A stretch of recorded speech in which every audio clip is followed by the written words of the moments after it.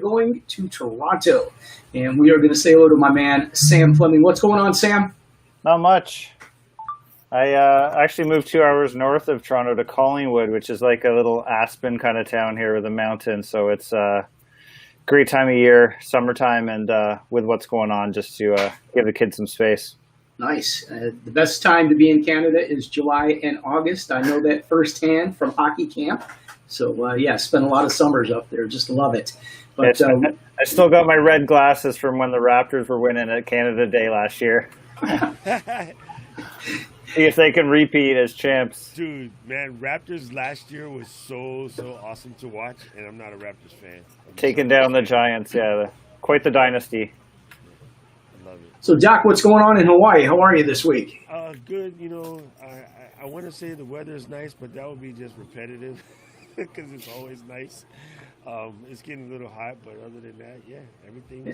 We're 95 degrees here in Chicago today. It's been pretty tough. Shade? Is it 95? And we're loving it. I love July, my favorite month of the year. So there you have it. That's a reggae song, 98 degrees in the shade. Yeah, right. I was trying to catch him. He wasn't listening. I heard you. Well, anyway, it's been an exciting week. I mean, a few things are happening here. I mean, we saw some really great streams this past week. Some major shows. I mean, the Chosen Few had what they normally do is their big picnic, and they went virtual this week, which was very cool.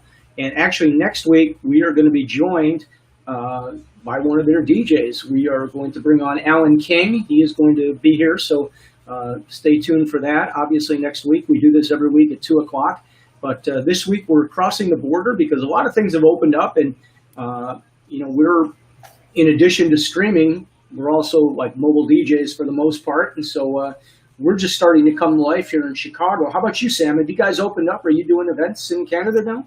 No, there's some virtual stuff I've done, which has been interesting, but we're now in phase 2 of reopening. So that means I think they can have 10 people indoors and 50 people outdoors. But most events, clubs and everything, they've are just done for the year as far as we know. They have extended our emergency orders or the ability to do so for our province, Ontario, into next year. And it's just who knows where we're at, what's going to be next. So streaming and online stuff probably will be a huge component to when things get back to how it was somewhat. I think we're always going to have a foot in this digital world now. Yeah, well, it's really interesting because I know here in Chicago, we are just into phase 4, I believe it is. And 4 allows us to have events with up to 50 people with social distancing, no dancing. So we're actually going back to weddings starting August 1st. Now, I have had clients move out of state for their weddings to go to Wisconsin. And I have some people here, and it's interesting because I'm getting a lot of different information, basically. I mean, some people are saying if you go outside for a wedding with a tent, you can have 100 people. If you're inside, it's 50 people. Some people are getting multiple rooms. So, they're trying to work the system legally the best that they can in order to accommodate everybody.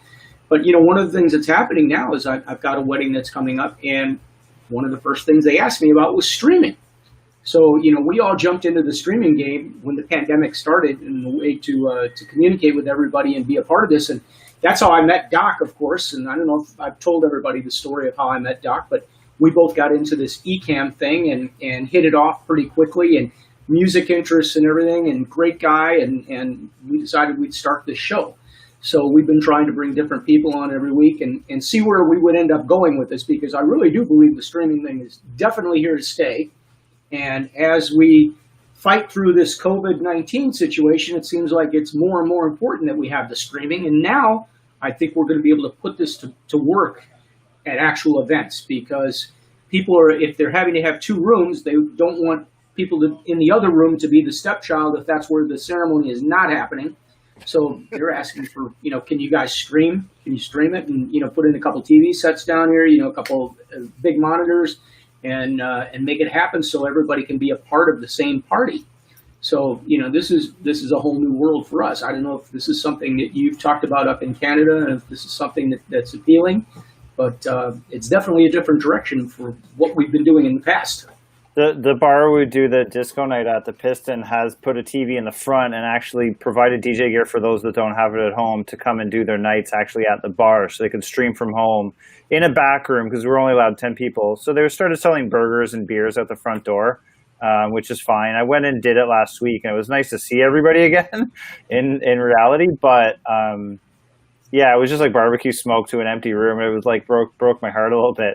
So I figured I can just stream from home, and it'd be the same as just them turning on Netflix or any other channel in the front part of the bar. So it's like a front and a back kind of place. Well, I want to tell everybody how you and I connected, because Sam and I met actually before streaming started. I ended up doing an event that was a streaming event. We did it for a major corporation. Sam had contacted me from one of his clients, and they did this worldwide event, and one of the hubs was in Chicago. And so that was the first time Sam and I had a chance to work together, and that's how we kind of connected. And then we had some more interest in the disco thing, because he runs a disco night in Canada, and it's called Wax Candy? Wax Candy, yeah. Wax Candy Disco on Instagram. Yeah. And, my passion has always been disco, because I started in this game a long time ago when the discos were actually discos. And, we used to work those 8, 9, and 10-hour nights and no break. And that's how I kind of started. So I still have a lot of passion for that music. And I love all the new disco, all the stuff that's been resampled, obviously.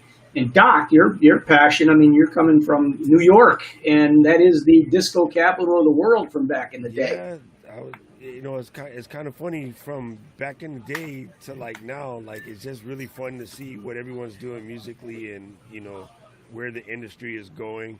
And I'm sorry, I'm over here tweaking with colors because we had to use Restream Direct today because Skype was being Skype. And so now I'm over here tweaking and playing with stuff while I'm doing things at the same time. You got me pretty suntanned out here, man. I'm looking pretty red on my side. But that's you. I can't have no control over that. It's just the heat. That's you. Either that or you started without me. I'm drinking Diet Coke. Okay. Okay. I said I can't start this early. It's only 9 in the morning here. Yeah, I know you guys. You got to get up at the crack of dawn to do this show with us every week. So hats off to you for your dedication, I guess you would say. Yeah, it's been great. And the funny thing is, what's going to happen, I think, with weddings and things like that in the sort of the near future, is it is going to go virtual. And so, because of the way that we've been all doing this streaming and live streaming and stuff for the last, couple of months and stuff like that, people might not realize it, but the DJs that ran out and did this and then got 50 streams under their belts, you're technically the experts in your neighborhood at streaming, because a lot of people haven't done it already. Yeah. And I'm already getting asked to come in and help do corporate events, or virtual summits, things that would normally happen. I'm getting those inquiries because they say, hey, I just happened to bump into one of your DJ streams, and I like the way everything is going. Can you guys help us set that up? So I just had one of my lawyer friends call me up and ask me to help set up a trial disposition room for his office, because that's how they have to do it now. And he's like, I don't want to mess with that stuff. I don't know how to mess with that stuff. So I need you to come over here and help me get it all together. And then so that's another avenue, I think, that a lot of DJs might not realize. You're going to become, we've been the de facto come and help me set up my stereo guys before. Yeah, we're going to be the come and help me set up my stream guys. Nerds for hire, yeah. Right. Yeah, it's pretty interesting because when we started the DJs live streaming group, one of the reasons I did that is I really felt it was like a level playing field for everybody coming in. There were a few guys that had tried it and played around with it. We had Maurice Titan Davis on a couple weeks ago, and he was one of the early pioneers of the streaming game. I talked to Tim Schomer yesterday. He's been doing this a while, and I want to get him on the show. We're trying to get some dates. So we've got some great guests lined up for you. So, tune in, check it out. We'll try to update you with who's coming on. But yeah, the whole game was level. The big name DJs became bedroom DJs, and the bedroom DJs could be even with everybody. So it really was a chance for everybody to start from scratch. And you've seen some guys go from like me, I didn't even know how to hook the audio up properly when we started. My music was coming through my microphone and it sounded terrible. And here I'm a sound guy and thinking I had it all figured out, but little did I know. But that's the type of thing. So we all have learned in 3 or 4 months, and some of the setups have just been absolutely incredible that these guys are showing up with. I mean, the green screen. Doc, we got your buddy that we need to get on the show probably in the next week or two. That does some incredible green screen work and some OBS. The game is incredible. Yeah. So what do you use? What is your streaming setup, Sam? Oh, I just used a laptop, and then I figured out that NDI plugin for having your iPhone or any other smartphone as a second camera. I also put in I had a security camera, and I had it looking over top of the rig. And then I had a video projector, so the projector was like a fake green screen of sorts. So I just had a white wall. And then I was using the projector to do like music video content or have the branding on the wall behind you or whatever. So are you on Mac or are you PC? Both Macs, yeah. And Okay. then I would have had a second Mac laptop that I was streaming from. And that I was able to do share screen with 2 computers. So if I was video DJing, I could still DJ on my main machine here, but then share screen so that I could have the second Serato video screen come up as a window within OBS. Yeah, that's how I started. I worked with 2 separate computers. So I had my main system set up to run Serato and Ableton, and then I was streaming to my other Mac, which was an older. It's like a 2011 MacBook Pro 17-inch with an i7. So it's pretty good. The only thing that it can't handle it, like if I put my nice camera, like I've got a Sony a6100, and I cannot plug that in. I can't use like a cam link. I can go direct with USB, which is not quite the same quality, but I guess the graphics card can't handle it because my other machine, which I'm on right now, is an iMac from 2013, and apparently the graphics card works. And by the way, so Doc, I switched up. I normally run the cam link, but for those of you guys that are trying to get some of this stuff, it's really hard to get, but they have this HDMI video capture card. Yeah, I was looking to get one of those. And I got this for, I don't know, $25-$30 on our favorite place, Amazon, which that's not my favorite Mavis, place. a bunch of different But guys. Yep, that's what I'm using today, and it works. The only thing I noticed when I flipped them out was that I thought the tint was a little green when I put this card in, and I had to make a couple settings tweaks.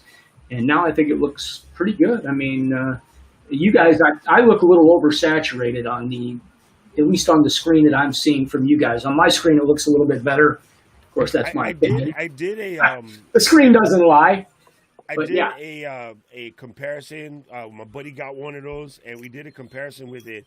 And I gotta say, yeah, you're right. What we found was it did tint a little green, but when you're using Ecamm, you mess with that stuff. You can kind of slide it and correct it. I don't think because Restream, what we're doing right now today is so brand new, they don't really have camera correcting controls, so that's probably why it doesn't look as good as when we had it, on the other side. But the fact that you could do that is already above and beyond, and there's things that you could do to adjust for that, like use a tinted light. You can adjust the light to fight, if you have to use a software that doesn't have tints. But for the most part, if you're using Ecamm or OBS or Slobs or whatever, you would be able to adjust your camera and get that better look. So that Godan, I'm trying to find a link for it right now.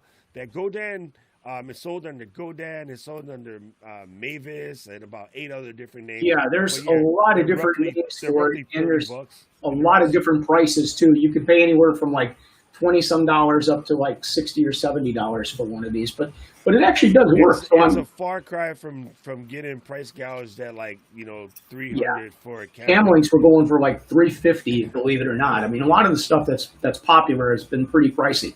Doc, now I got to ask you a question because I just came off my stream. I do a referee hockey show at noon on Wednesdays here in Chicago, and I actually run all the technical end just like Doc runs for this show. Now, I notice your microphone is low to me. I don't know how it sounds on your end, but you sound very low to me. And I had a couple people tell me the same thing earlier, that as running the show, my microphone was low, even though it sounded equally loud to everybody else. So I'm wondering if this is now an issue that we're having with whoever's running these shows on all these systems, that their microphone is actually lower or the output is being, reduced somehow. But I had the same situation earlier, and I was the technician running everything, and now I'm seeing that from the other end with Doc running everything. Well, basically, what happens is I have people like Agent Tony Stark out there, aka DJ Edit. Yeah. He will send me a message and be like, "Hey, your mic is low," and I just crank it up. It has to do with today. I know I have no idea what it sounds like because I'm having to use this restream thing where I don't have a direct control over volume, so I have to go in system preference and screw with it. But I mean, Edit, if you're there, let us know. I'll crank that sucker up. Yeah, it needs to come up just a little bit, at least from my perspective. So appreciate that. I don't know, Sam, if you're you got the New York twang. You sound like all my favorite rappers. Who's that? You. Got the East Coast thing. Yeah, it was the East He's Coast. East Coast living on the west of the far west coast, Hawaii. We call it way out west coast. Yeah, way out.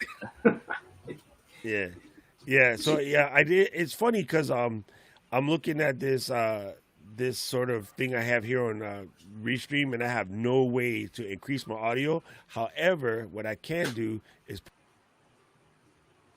I lost you all together now. I don't know if you can hear me, but I can't hear you. That's exactly why I don't want to use that mess. Going the opposite way. Yourself. Yeah. All right. Oh, you're better now. A little bit better. That's sharper. Yeah. All right, we'll see. I mean, Sam sounds fine. I mean, maybe it's just coming from Canada. The air is clearer there. Just simple Apple technology here. Plug it in. Right. Yeah, we got too high tech. But yeah, so basically, Sam, I mean, streaming's interesting. Sorry. No, I was just going to ask. Go ahead. Oh, well, I've got this one client that I've been doing these charity events for, and there's a big one for Covenant House, which is like for homeless youth here. And we do this big event, which is like a athletic kind of outdoor in Maple Leaf Gardens, actually, the old gardens. Nice. And now she wants to do this event where it's streaming live for people who are doing a walk for cancer for one of the leading cancer research facilities. And so it's a really big deal. And there was more of a creative team that would handle the whole thing that's from LA. But because of COVID, there's more opportunities because these people can't come up here. So I know it's really easy for DJs to get stuck in a doom and gloom thing, but it's also a time where a lot of stuff is getting shook up. And as much as you said, like, we've got 50 streams under your belt, you could be the expert in the community. I feel like I've got another couple big learning curves in front of me because now they're asking me to play back video content they've produced, maybe from different machines while I'm DJing. So I probably need to come up with something with an actual video mixer into a capture card like what you have, making sure I got the bandwidth right and all this other technical stuff.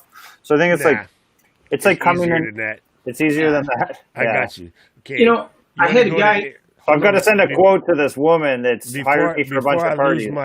Before I lose my brief moments of smartness, you want to go to a website called NDI. I would look for NDI tools. Right, and I think it's called NDI.TV. So basically, NDI is a network digital interface that was designed for things like a hockey game, right? The cameraman that's running around with the camera nowadays, or the camera that's above on the rope, the Skycam, you can't have the wire wired back into the board like back in the day. So what they do is they have a high-end, high-speed closed network. NDI basically sends full 1080p 4K video over a wireless network back to the switch desk, right? And then so now when you see the guy on the court or the guy in the rink or the football field running around with the camera, there's no other guy chasing them with 80 pounds of wire because it's all wireless. So that has matriculated down to us regular folk. You can download NDI tools, and it allows you to basically using from another computer on your Wi-Fi, same Wi-Fi, you basically run the videos there, and then your software, OBS, Ecamm, whichever, will be able to see it. Yeah, I've been using OBS. Okay, so just NDI, right? Yes. I can't even speak English. I thought you said Indy. I was looking for independent. No. It's November Delta India. Thank you. Yes. So I got a question on the NDI, basically, Doc, because I've used it for like an iPhone. They have some apps that you can use that brings in the NDI. We use NDI when we use Skype to be able to come in here. Yep. You have to turn the feature on. But is that available outside of Ecamm where you can actually like run some of these better cameras wirelessly? I mean, let's say you had a wedding situation. Yeah, I mean, when I don't the know how guy, the connectivity works on it. That's when what the I'm guy curious. is on NHL game and he's running around with a Sony NVF Yeah. FV9, like that's a $500,000 camera. So the NDI box sits on the top, and it just comes back. NDI is a protocol. Just call it Wi-Fi. It's Wi-Fi Yeah. for video. That's basically what it is. But we couldn't do that with, say, a Sony A6100, could we? Absolutely. How would we do it? You buy a Teradek and you stick the box on top Oh, of okay. your camera. Like a All right. Teradek is a little teeny box. See, without Ecamm, I can't get my screen share working. Right, I know. Ah! What is the cost of that little box, basically? A Teradek starts at about I want to say $200, maybe cheaper. There's So a it's bunch of basically an internet connection for whatever you want to tie it to. yeah. So back in the day, we used to use LTE even on top of a Yeah. box. Okay. I see Teradek here. Some of them are like $1,500 or whatever for like a transmitter receiver or something like that. Yeah. That's the pro stuff. That's where you're at. That's correct. Okay, I knew I was missing something. So yeah, so basically you've seen it before. You've seen it at higher end weddings. You've seen it at, like say political events or sports events. The guy has a camera. There's a thing sitting on the top with two antennas sticking out of Yep. it. That's him. He's basically using the NDI that's invented by New Tech. If you guys remember Video Toaster, way back when Amiga was in charge of all of this stuff. Damn, I'm old. So Anyway, so big question yeah. is, if we, like getting into a wedding, the client I have that had talked to me briefly about doing this, and I haven't met with them. I mean, I'm doing the wedding, but I've got to bring another team in if I'm going to do the streaming end of it. And, we talked about possibly doing it over Ethernet to eliminate going out of the building so that we could still run the music. We wouldn't have a copyright infringement issue going on, like getting Yes. shut down by Facebook Yes. or YouTube or whatever the case might be. But, this was something that we discussed. But, they have friends outside of the building that want to hear the ceremony. Okay, well, then So you really simple. can't run music during the ceremony because You you can, run the risk of 100%. being, what's that? Yes, you can. Absolutely. Super simple. You Facebook? No, skip Facebook because Well, you want to get in trouble. You make right. a custom RTMP stream. Okay, that's a So thought. I mean, what we're doing right now is RTMP stream, but we're RTMP streaming to real-time media protocol because I know DJ Edit or AKA Ryan's going to say, why do that? Or another thing he brings up is use Discord. So you could create a Discord room, right? And you can stream directly into that Discord room. Everybody logs into the Discord room and everybody watches. And yes, just like we discovered this morning, sometimes you have to give people like this are the absolute instructions before you come. Make sure you have this set up, right? You remember we used to do these parties where you rock the headphones and like there's no actual music, but everybody's wearing the headphones and they're all listening to the same silent thing. disco. Silent disco. That's the word I Yep, was looking silent for. disco. That's an RTMP stream too. It's just, an audio only version of an RTMP stream. So Well, you're that's- basically doing exactly what a silent disco is. Everyone is listening to a Shoutcast link or a Discord link or, a real-time media protocol link. And instead of sending it out to the planet, you send it to this one destination that only X amount of people have. Right? Now, I I see haven't that as the tested future this. for weddings. I mean, there's Yeah. no doubt about it. We haven't tested this yet, but there's even theory that you could do it to a private, not unlisted, but absolutely private YouTube page where the only people that can see it is people that have the link. And then that way their algorithm isn't listening to it because it's not been sent for public. So you have to test that, just play like I'm not sure about that one now. I got to so figure that out too, because I got I know I'm in Canada and not the US, but I've got also like a romance novel group. It's mostly a bunch of ladies that love romance novels, and they want me to do a party for them, but they can't do it in public. Sam? Explain Well, that again. Well, no, but it's the same as this fundraiser thing. They're concerned about copyright, and I'm like, bleh, bleh, bleh. I don't know how to answer that question because I see how you can do it and work around Facebook, have a private stream or a private room where they're allowed to go, but they're still worried about the ethics because they're people that sell copyright for a living, right? Whereas the other one, the Prince Margaret Cancer one, is there might be 10,000, 50,000 people watching this. I don't know, so they're very concerned about getting called out for copyright. Well, then the way you do that in that particular situation is you actually get yourself a streaming license from Link. Yeah. Hold on. I gotta send you We the talked link. about it last week with Vince, Yeah, as a matter of fact. But yeah, I have the link right here on my phone. CCLI. No. Well, I don't it know. may be different in Canada too. You I was never gonna know. say you're in the Great White North, so Yeah. SOCAN, yeah, something like that. CRTC is our one up here, yeah. yeah. But, you know, So you can get one for like $500 for an event or whatever, Oh, cool.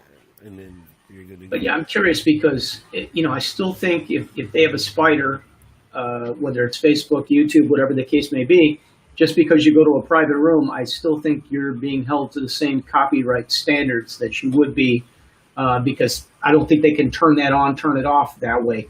Because I've Right. heard too many guys that even had relationships with the record labels, and I had one of the guys. He's a video creator. I tried to get him on the show. I've reached out to him. I haven't heard back from him yet.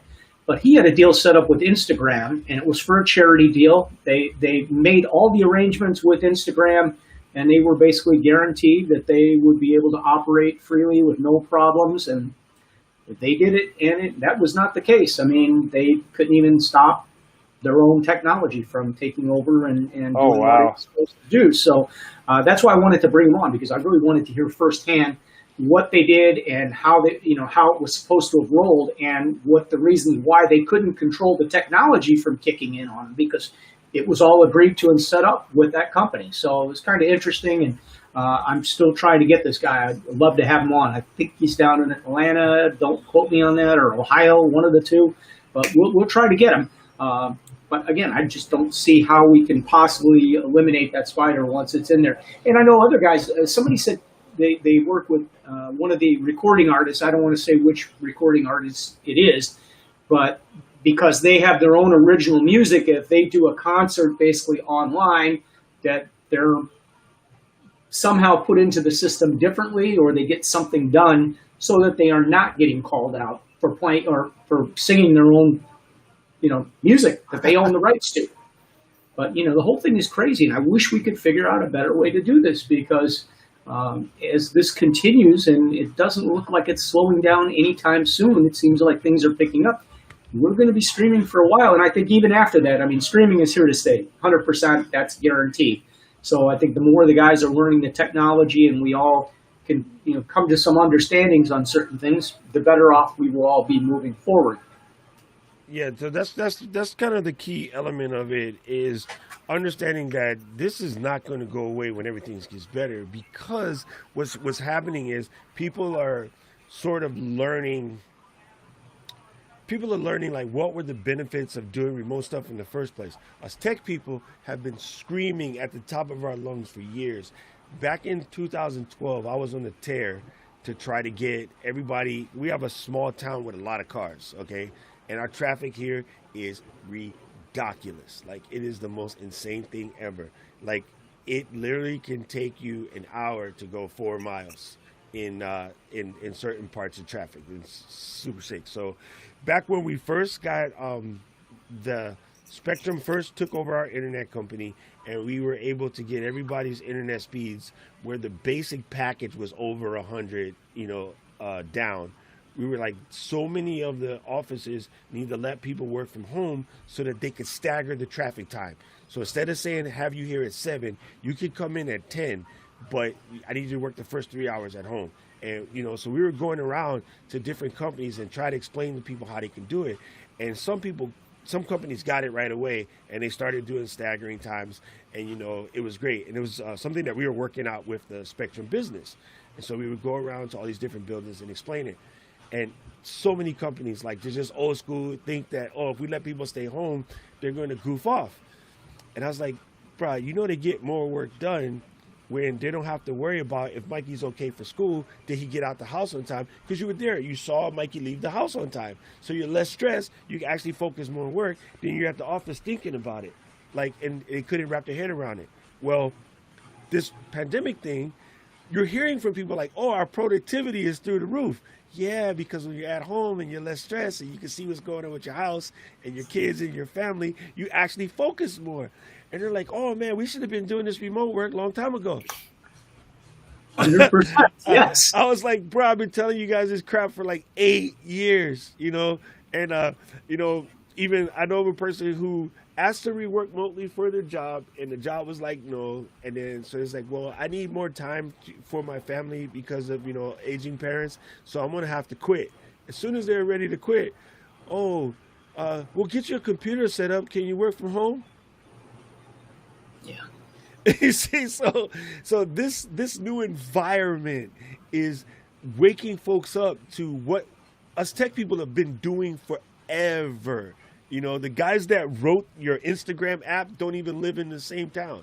Most of those guys did it, from all over the world, all across, and they collaborated. So we're getting there. And well, that's how those guys are from Ecamm. They work out of two different areas. The guys that built the software that we love so much. We lost Ian Fleming, but yeah, we did. Sam, we got to get him back if we can. He may be gone. He'll just log back in. It's funny. I had to call him Ian Fleming because of James Bond. We'll get him back. He's in Canada. Yeah. So it's funny, but it's definitely something that I think in order to test the YouTube theory out, what you do is you build yourself a YouTube channel that's not your regular channel, and you literally take your phone and stream like a playlist full of Warner and Sony to it for like 4 hours and see what happens. Yeah, you'll definitely get a strike. I know, I was a little concerned because, we just started this hockey ref show 2 weeks ago, and, I had the copyright strikes on, my main music page that I have. So I cannot go live on YouTube. So basically, I was fortunate because I did start another channel to do this. And so, you need 24 hours to get the clearance and get set up. And we had enough time to do that. And then, it seems to be just fine. We're not having any issues. And then today was really the first time we really tried it because we're using Restream for this right now. And that's what we used. However, I was able to run both my guests on Skype and using Ecamm. And it ran really smoothly. One of our guests was out of state. I don't want to say where, but he was out of state. And the other one was here in the suburb of Chicago. And that's where I am, in the city of Chicago. So everything ran just flawlessly. I was really actually impressed. I thought it looked really good. I don't know what the deal is with Skype. I mean, there's a lot of talk. I know Microsoft just shut down, what is it, Mix? Was that the one that they shut down? Mixer. Yeah, Mixer. So Microsoft is making some moves and making some changes, and it's affecting the streaming world a little bit because all those people now are going to be moving, it looks like, over to Facebook for gaming. And so with that happening, Facebook is even going to be more prominent in the streaming business and opening up some new resources and new tools for all of us guys that do streaming, because now they have the stars where you can actually, pay a content creator. You can tip them where they get like a penny for every star that you give them. So you can give them 50 stars and they get 50 cents or whatever the case may be. And so, we're going to start seeing some of these new tools because I believe it's the end of the month that, what is that called again? Mixer is going away. And, Facebook will be releasing actually, they've released some of the stuff to some of the streamers. I don't have it on my Facebook yet, but there are some new tools that some people have had made available to them by Facebook. And I'm hoping that stuff will be coming our way soon. I don't know. Have you seen it yet, Doc? Has it hit you guys in Hawaii yet? No, it goes according to like sort of how much you do, right? So, okay, first, the understanding of Mixer, Microsoft, after having so many people using Xbox to stream directly to Twitch, they thought like, oh, well, if we build in Mixer into the Xbox, people will use Mixer, right? So based off of them knowing that they have, say, 300 million Xboxes in the world, they're like, oh, we're going to open the service and everyone's going to dive right on. Didn't work. Why didn't work? Because like we talked about last week, people are afraid to move their community, right? So when you have gamers that have like 1 million strong on Twitch, and then Microsoft says, hey, check out Mixer. We got Mixer. It's not a fully baked yet, but it's going to be baked, and we're going to catch them to Twitch. They're not going because it's just easy. They've been doing what they've been doing the way they've been doing it forever, right? So it's just one of those things where they didn't see the the streamers, whatever, didn't see the benefit in, say, jumping over the mixer. So their problem was getting content. Their problem was getting talent. They have the money, they have the resources, they have the network capability, they had everything. What they didn't have was creators, right? And that always poses a challenge. So when Mixer officially dies, Facebook Gaming has been in beta for about 2.5 years. All they did was they absorbed all of the Mixer talent. So they're saying, okay, we have more money and more resources and more network capability, and we're Facebook, so we can, steal your mom's house. Right. They basically took the talent and had the talent come over, and they're going to put it on. So your problem with Facebook Gaming right now is they're going to be like, what was that, the USFL? When they tried to make another football league. So, yeah, like WHA for hockey. If they do it correct, right, they'll catch up, but it's going to take time. Twitch is going to run supreme for a hot minute. So, bringing over like the best talent, they paid like here, actually. Some of these guys were getting, the contracts they had were unbelievable. Unbelievable. I don't know how to. And I think they all got paid out, is what somebody was saying. I don't know if that's true or not, but it was big money. Right here. So Microsoft even bought Ninja over and dropped through a $30 million contract because his name is that big.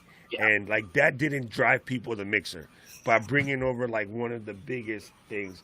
So what's happening, not just with our industry, but with the industry as a whole, streaming is going to change the way everything is done. Okay, those of us who have used the lynda.com or Skillshare or now LinkedIn Learning as a way of learning software or as a way of learning sort of business stuff out of school, we kind of get it. We've been doing it for a long time, but a lot of people don't even know that exists. So when you watch the biggest channels on YouTube right now, a lot of it that's outside of the gaming stuff, or, people like to tease, the cat videos. There's not that many cat videos on YouTube. It is an over beat up, I don't want to say falsehood, but it's just an over beat up thing that people throw out that's not real. What was very big on YouTube though was makeup tutorials. And what everybody caught out of those two words was makeup, not tutorial. Yeah. Okay? The makeup part is irrelevant because we're dudes and we don't wear makeup and we're ugly.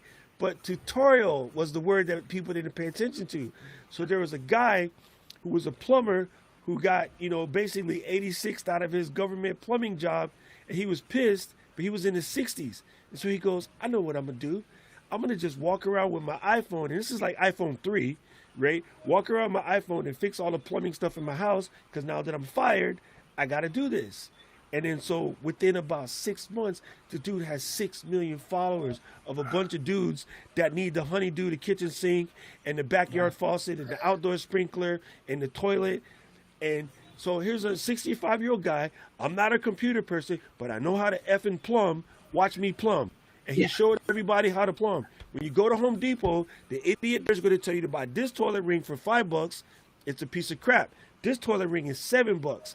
It's a little bit different, but it will last better, and you will never have that really horrible leak, And that guy's numbers went through the roof, and that begot, cooking, and then even traveling. Like my biggest videos are how do I pack for traveling, and when I go to Japan, where do you go? What do you eat? Like, what do you do? Like, those are some of my biggest videos. Or I changed a hard drive in the MacBook.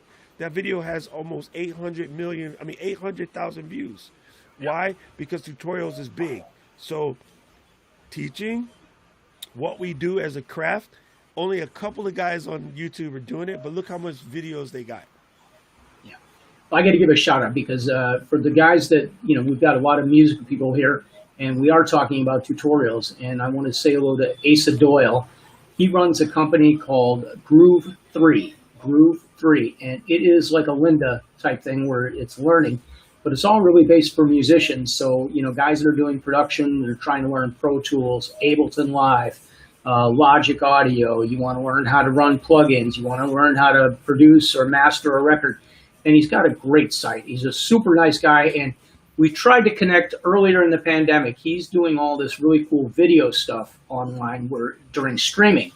And he wanted to stream into my system. And like what we are basically doing now, But we had just started with this, and I really hadn't brought anybody in through Skype to do this, but that's how we would do it. And he wanted to run all the visuals for me for one of these, and I need to reach back out to him. So if you're listening, Asa, I will hit you up, and we are going to make that happen. And Sam, you might even want to try this, because what it is basically is you run the visuals from one location while one of the guys does the DJ work from another location. Oh, cool. Yeah, I figured out how to do that.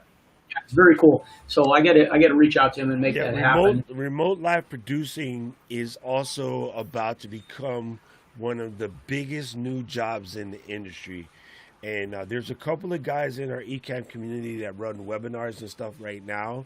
And then, so that's what they do. They have a remote live producer. So like in this particular situation, I am mitigating comments and putting the comments on screen and switching us from this view to that view, because if I'm ready to put on another comment like this, I don't want it to be, on Sam's face. So if I go there, like the comments kind of on Sam's thing, so I got to switch it back. So what I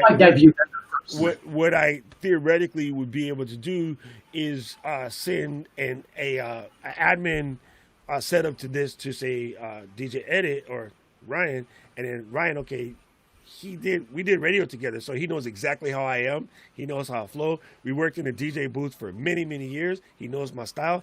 Without me doing any of this, he could actually press every single one of those buttons and hit the exact same marks I would hit, because we have spent more than 15 years together in the same DJ booths. So you know what I mean? Like, he knows my mentality and my thinking. So yeah, there's something that is definitely going to be coming to the future too. So I think the biggest takeaway is, guys in our industry, you just have to think of other stuff you do. One thing I'm surprised of is many of DJ are actually musicians, right? Yeah. Look how many guys are doing the DJ/producer game. And it's like, do you know how many little kids out here trying to learn how to play piano? You got your friends have kids that are stuck at home getting on their nerves.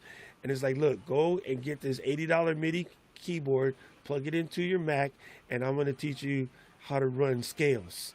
I'm going to teach you how to run fifths. I'm going to teach you how to run, general sequencing. So yeah, like I said, there's a bunch of stuff. Well, it's going to be more opportunities for, the guys that are trying to readjust and figure out new ways to make a living based on, the changes that we're all experiencing with the entertainment industry.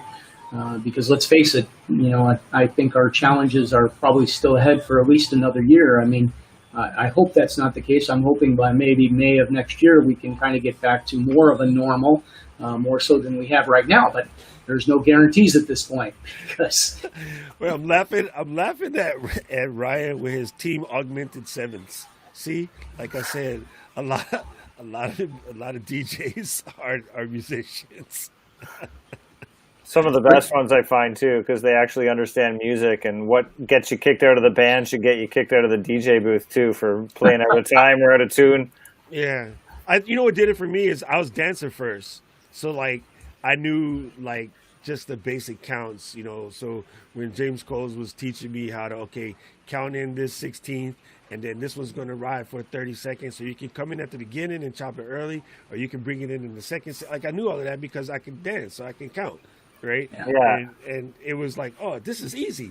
And then I started trying to do harmonics, and I was like, yeah, should have been a musician. My clarinet skills was horrible. Yeah, I didn't know about counting music. I learned to play piano when I was young. I'm not very good at it. I can play one partial song with a couple keys, and that's about it. But, believe it or not, learning how to count as a DJ, that changed my whole life. I mean, that, allowed me to be able to do what I do now. And one of my... I can count now. One of my really, really good friends, right, when he started, like, he used to just sit, he used to come to all of my parties, right, and he would sit in the DJ booth and he would just watch us. And I was like, man, this kid's creeping me out. So one day, I was like, dude, why do you just stand here and watch? He goes, oh, I kind of want to do this. And I was like, oh, I'll show you how, we live in roughly the same neighborhood. I said, stop by my house. So he comes by, and just without doing anything, he was like, he had it right away. And I was like, bruh, it's so different. And then I guess one day he came to like premiere himself. He came to play with us. And James was like, dude, I don't know if you noticed this, but Toma actually mixes harmonically. And I was like, what's that? Mm-hmm. And James was like, no, you don't know. I was like, no, I don't know. You didn't teach me that. And he goes, no, like, he's not just making it on beat. He's making the melodies match the melodies harmonically and blah, blah, blah. And so after all is over and we're doing our Pauhana shots, which is drink after work, we asked him, like, dude, like, how do you know how to harmonic mix? You just learned how to mix. And he goes, I don't know. What are you talking about? And they're like, do you play instrument? He goes, oh, I'm a classical cellist. And we're like, you know, so he didn't even know that he was doing it. But now they teach it. They got apps that show you the keys and all of that. But back when he did it, it was just... I will paint your library for you and tell you what your what key. I don't use key mix. I'm not into that. I mean, a lot of people aren't. And honestly, before I knew how to count, I was still on beat because I understood what I was doing. I just didn't know I was doing it until somebody said, well, do you know how to count this out? And then it was like, oh, that makes perfect sense. But that's what you're already doing. So I think a lot of DJs do it without thinking about it. Like just when you put two songs together in the headphone and you're just like, it's a feeling like, yeah, they fit or they don't. Like it's a groove. It's out or it's not, you know. Yeah. You know when it sounds wrong. Yes, and I think that's like what it is. I think that's what it was because he was a musician first, without even knowing it. He was just naturally harmonizing stuff, you know, with no clue. And like it's a feel, it's a sound, it's a vibe, you know. And I think that's the difference between guys that just play good music and guys that play that just have a vibe. And there's some cats out there that no matter what they do, man, they just got a vibe every set. One of my favorite DJs that's not really like a famous DJ per se because he's more of an artist is Maceo from De La Soul. Oh, he's amazing, yeah. Bro, when he spins, he has a vibe to him that you just like, oh, you can just listen to it all day. And the other one, which is funny, you're going to laugh at me for this, but you know who spins incredibly well? Idris Elba. Oh, yeah? That was mind blown. Hey, like he's got a record out right now that's really hot. When I first heard his set, I was like, he played for the royal wedding, didn't he? I mean, you know, he's. Can you imagine that? Like he's probably getting $20 million a picture. It's like, oh no, I got to go DJ this gig, okay? It's funny. Hey, Agent Tony Stark, thank you for coming through, bro. We always love having you here. You're always hilarious. You crack me up. Love you, brother. What's up, Ryan? Dude, it's super funny. I was in YouTube and I was working, so I was trying to clean up the office or whatever, and I was like, oh, you know what? I just need to have a mix to listen to while I clean up. So I just happened to be on YouTube, so I turned off the soccer talk, and then I was like scrolling, and I guess because I was watching Premier League, it thought I wanted to see some more British people, so it's like, here's a DJ set from Idris Elba, and I was like, what? Oh, that's hilarious. So I clicked it, expecting to laugh my way through it. And I was like, oh, man, he's good. You know, I got the broom working. I had a little shimmy going. I was like, oh, this is incredible. So he's actually a pretty good DJ. It's kind of hilarious. He's really good. But some of the music, I got to see if I can find this one. He had one that was like a solo release like a couple months ago. It was okay. I mean, it was a nice record, but our buddy Marshall Fox joined us. What's up, Marshall? Good to see that you made it here. He's another buddy from the Ecamm community. For you guys that are watching, just wanting the tech behind this, normally we do the show from Ecamm, but Sam, Canada don't have Skype or whatever. He was screwing up the show, so we just decided to use Restream's built-in studio, and it's very limiting in comparison to what I'm used to, but it works. And the cool part is you can call a guest without them having to, download Skype and break their internet, Sam. So this record that I'm talking about from Idris is Boasty. Oh, Have you guys heard it? Oh, absolutely. I write my own lyrics. No ghost writing. No ghost. That was so funny. Yeah. Well, first of all, I love Sean Paul. Sean Paul to me is just a musical genius. I love that guy. We actually had him in the studio. He doesn't get as much credit for how good he is, but yeah, Bouncy was amazing, and the video is hilarious. I worked on the music video for Sean Paul, like Glue, and it was shot in the basement, and the dad's yelling down the stairs, and they rented all the speakers off me at the It's Sean Toronto, yeah. He was here for a while in Toronto. Oh, that's stories are so cool. Yeah, some of these guys make music out of nothing, and they become hit records. And we get guys who come up with a radio station. They were working off an M-Box and some bootleg plugins or whatever, pirated plugins, and they got top 10 record on their, in the country. It's unbelievable. It's funny what you're saying about musical talent and just people got a feeling, because I used to work at Long McQuaid's, our big Sam Ash music store up here, and people would come into keyboards, and you get 5-10-year-old kids that could read sheet music of 30-second notes or whatever you put in front of them, just pluck it off. Oh, that's amazing. Let's just jam some EAB blues, and they'd be like, "No, I couldn't improvise ever." Oh, that's fine. Well, just play me one of yours that you're. Oh, I would never write. So it's like to be able to play music. Like to sight read is one skill that I've never really fully developed, but to be able to just hear it and feel it and groove, I think is like, and then have that vibe, right? The vibe, and then to sing at the same time is when it's your name and the somebody's, right? Yeah, I like that. Your name and the somebody's. Hey, that's going to be a group. I like that. Somebody should seriously do that. And tonight's special guest, your name and the somebody's from Toronto, Canada.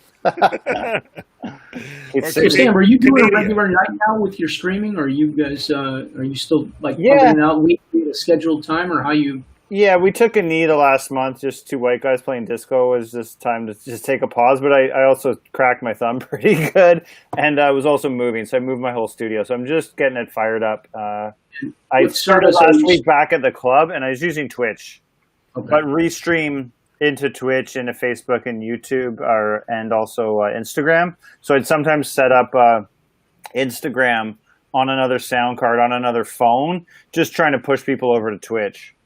Yeah. Well, Instagram you cannot run. I mean, you have to do it off your phone. If you run it off your computer, the cool thing about Instagram, and this is where people they get caught in the traps and not think it through. So here's how you do the Instagram. It's super simple. You basically pull up your Instagram feed. You set your phone right here. You have it looking at your set and crappy audio, everything. And underneath it, you have a 3x5 card with your Twitch link. Right? So you say, listen, this is going to get cut off, but make sure you jump over to Twitch. And you basically film this, a sign and this. And then no one's watching after a while, and they're where they're supposed to be. But instead, everyone's like, oh, I was on Instagram, I had 3,000 people watching, and I got fired. No shit, Sherlock. Put your thing up and say, all 3,000 of you come to Twitch. That's a super hack. Everybody should pay attention to that. Tell them one more time, Doc. So we put the link in the bio works pretty good too. Just say, hey, the link's up here. The link's up here. You know, if you have a simple name, you know, like mine would be simple, Doc Rock, right? You could just take a simple. I mean, if you're super low tech, okay, say you're, you know, James Coles. I love to pick on my buddy because he always swears he's not a tech guy. If you're James Coles, you could take a 3x5 card in a Sharpie and write twitch.com/James Coles and point it so that the camera is half looking at you and DJ and half with that card in the shot, and then tell everybody jump and they will go. It's an invitation, and then when you're done, you can take a live and turn it into a post, so even after you're done, it'll just drive them over there too. Yes, so that's how.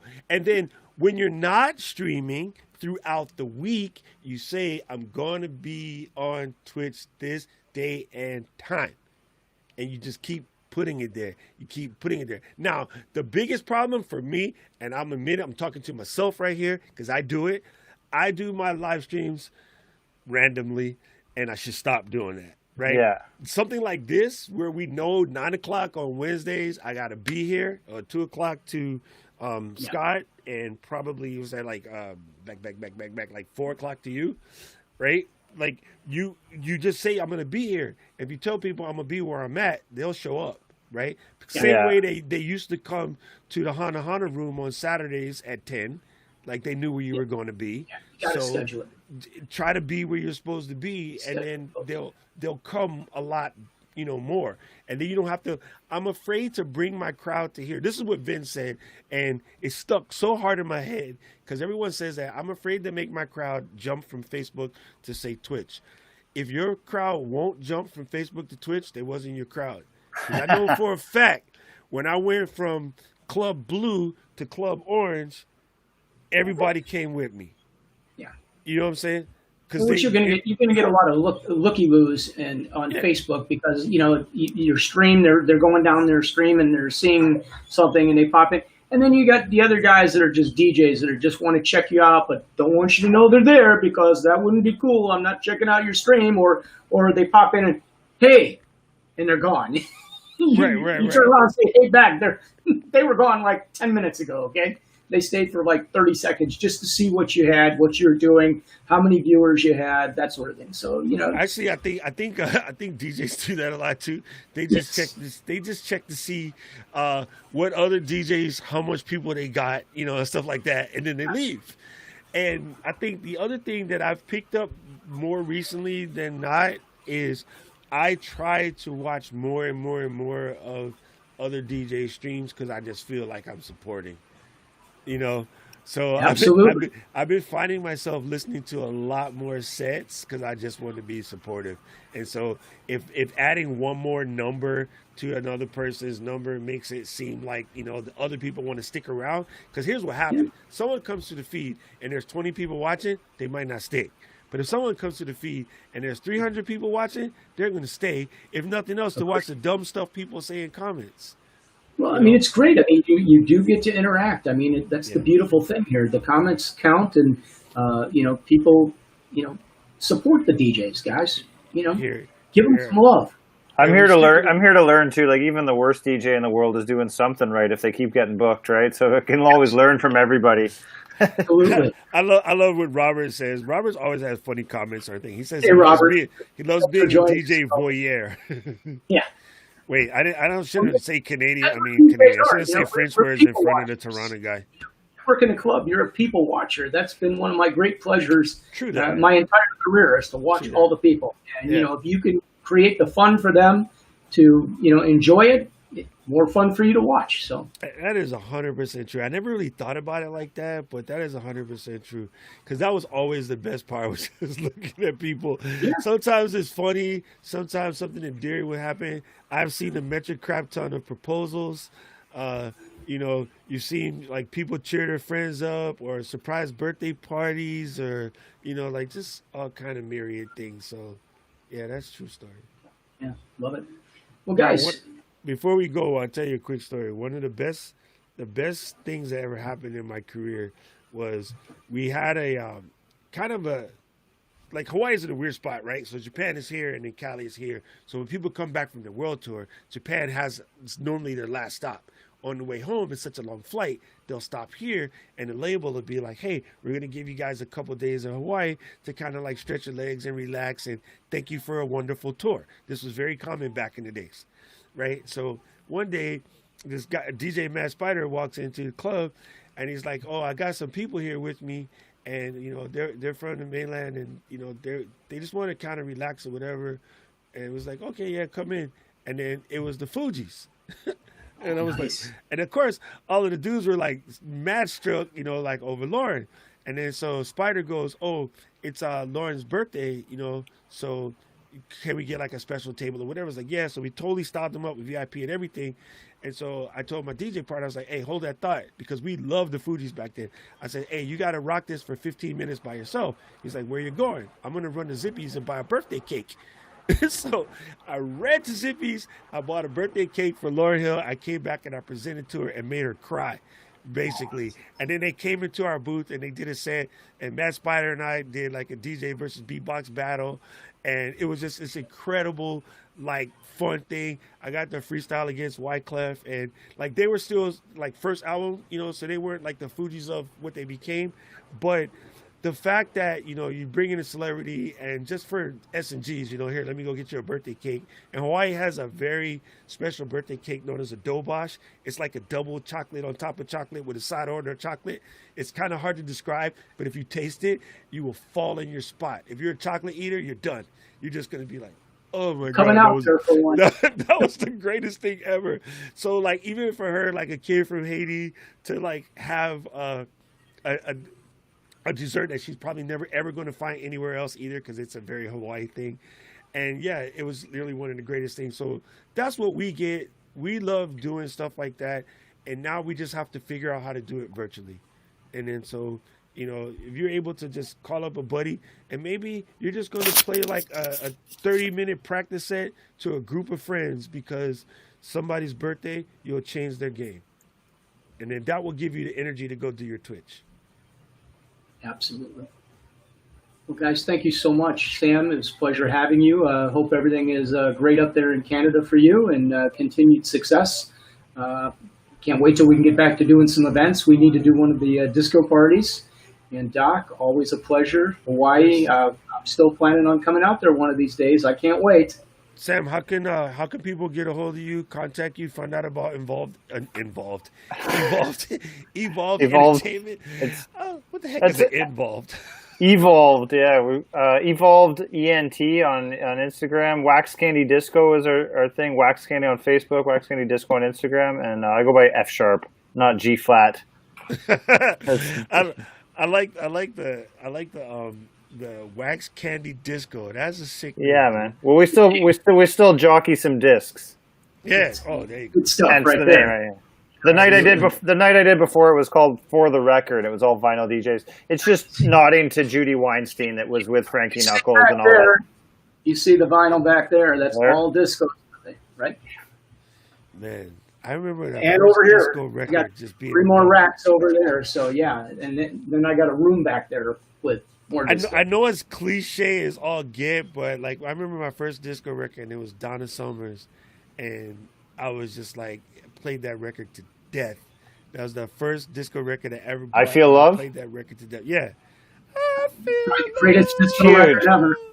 Yo, I used to roller skate around in my basement, like trying to get my legs to do that little thing. and I kept like crashing into the pole, which is funny because in Hawaii, basement don't exist. But yeah.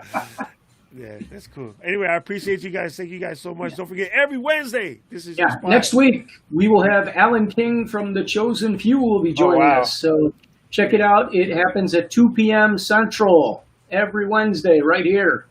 There you go. Thank you guys for watching DJ Live Streaming. Don't forget, you can join the Facebook group. You don't have to be a DJ. You just got to love music or love me or love Scott or love Sam. Share those streams, everybody.